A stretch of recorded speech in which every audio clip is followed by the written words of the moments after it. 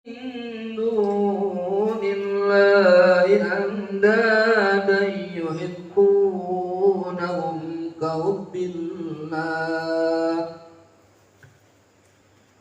والذين آمنوا أشد حبا لله ولو يرى الذين ظلموا إذ يرون العذاب.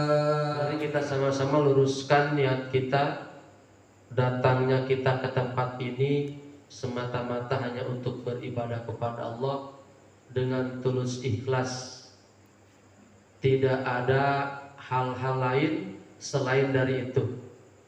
Karena kalau kita tidak meluruskan niat seperti itu, maka sia-sia kita datang ke tempat ini. Susu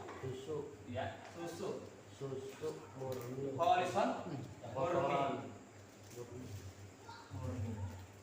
Nah, maka makna ikhlas yang berasal dari kata kholaso itu adalah sesuatu yang tercampur kemudian menjadi murni. Kalau susu di dalam tubuh itu asalnya dari apa?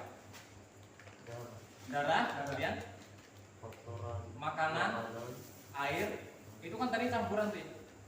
Nah, kenapa dia bisa menjadi sesuatu yang bisa diminum? Karena ada proses pemurnian. Nah, seperti madu di dalam tubuh lebah ya, itu kan berasal dari apa? Saripatinya. Saripati baik berupa bunga ya, kemudian tumbuhan, kemudian diolah di dalam perut lebah, jadilah dia minuman yang murni.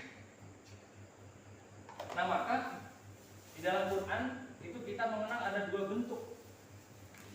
bentuk yang terkait dengan kata ini. Pertama kita bisa buka di dalam surah Al-Bayyinah. Kepadamu illa kecuali liya'budullaha mukhlisin. Lamnya di kasrah. Benar nggak? Mukhlisin lamnya di kasrah. Nah, tapi nanti kita akan mendapati di ayat lain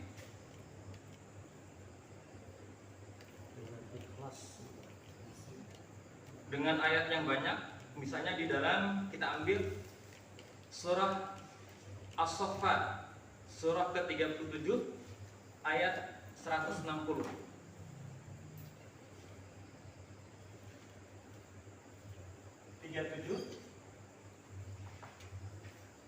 160.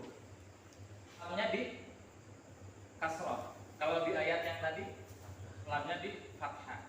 Bedanya apa kira-kira? Mukhlisin dan mukhlasin. Ini uniknya bahasa Arab. Dan memang dari makna yang terjadi perbedaan harokat itu juga terjadi perbedaan makna. Nah, Iwan Bidnullah di dalam ayat surah Bayyinah itu wama umiru illa liya'budullah mukhlisina lahuddin. Ini bermakna upaya untuk ikhlas. Maka kita diperintah oleh Allah Subhanahu wa taala untuk mengupayakan agar kita bisa ikhlas kepada Allah. Berarti upaya sama berusaha sama ya? Tapi kalau di ayat illa ibadaka minhumul mukhlasin, kemudian illa tadi apa di ayat ini?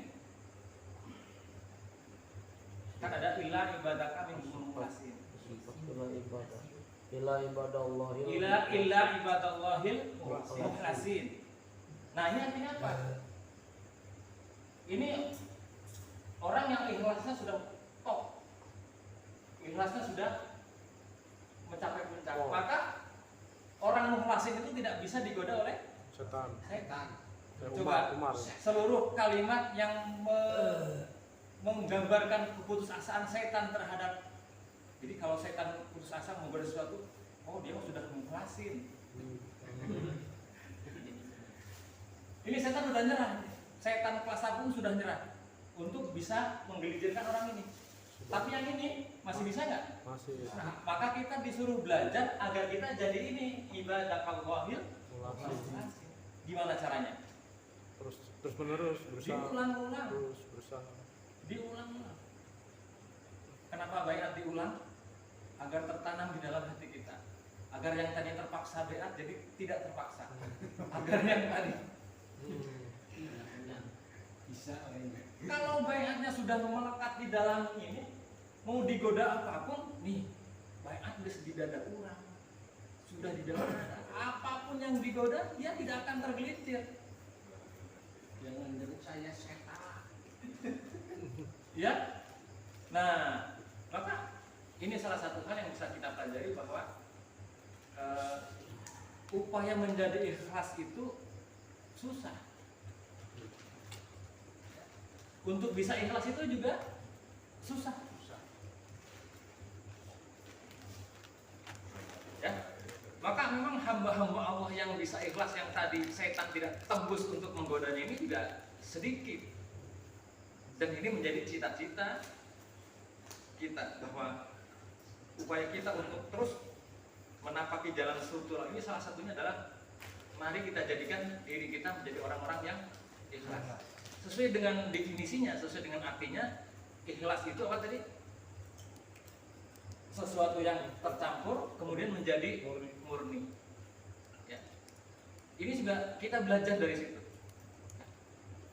Maka di dalam diri kita sebenarnya berkecamuk antara hawa nafsu dan wahyu. Terus begitu. Nah, seiring dengan perjalanan tarbiyah, kita dididik untuk bisa memisahkan mana wahyu, mana hawa nafsu. Nah, kalau kita sudah meyakini ini wahyu, ini yang benar, ikut. Nah, nanti nafsu itu sudah tidak ada lagi. Karena Pak, keteguhan kita benar-benar